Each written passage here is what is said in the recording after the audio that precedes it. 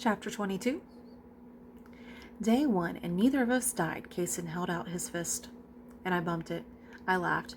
You still have cinnamon on your lips. Kaysen shrugged. His eyes sparkled, and he leaned in for a kiss. He tasted like cinnamon and a faint flavor of apples.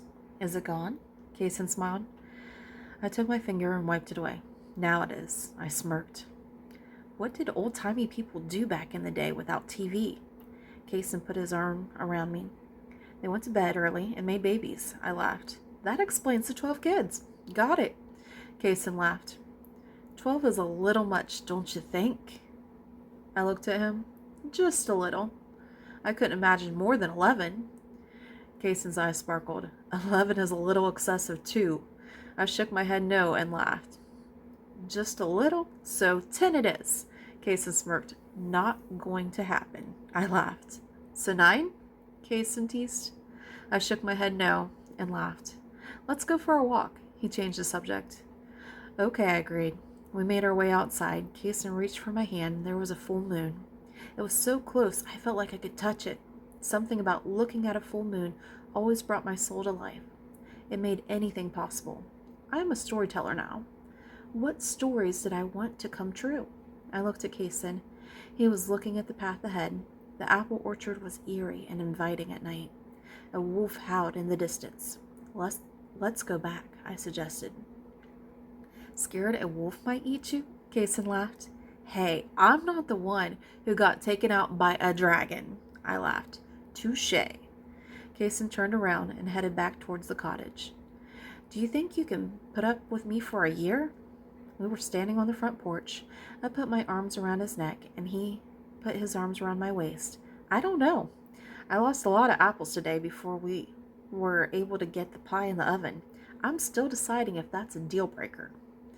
Kaysen giggled like he was 12 and then forced his voice to be serious. That was the tax. An apple tax? I tried not to laugh. Exactly. Everyone knows about the apple tax. It's a half an apple to a whole apple ratio. It's very mathematical. Kaysen nodded like it made perfect sense. I nodded with him and laughed and shook my head no. He laughed with me and got very quiet. I'm pretty sure all dates are supposed to end with a kiss, Kaysen whispered. So this was a date?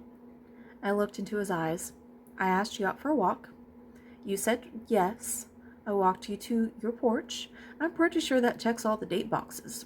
Kaysen's eyes sparkled. It sounds pretty legit. I managed not to laugh. Kaysen grinned and put his lips on mine.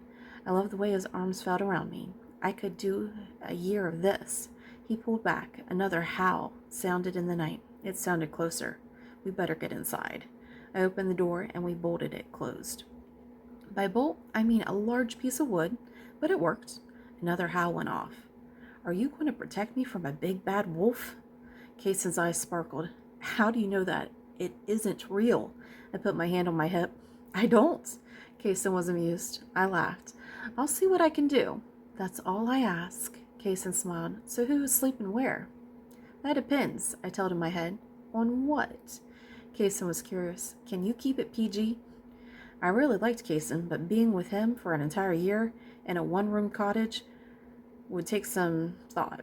PG, PG-13, whatever you want, Emma. Promise. Kaysen's tone was serious.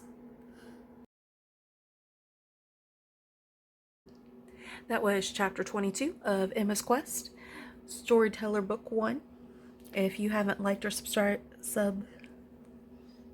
apparently I can't say subscribed.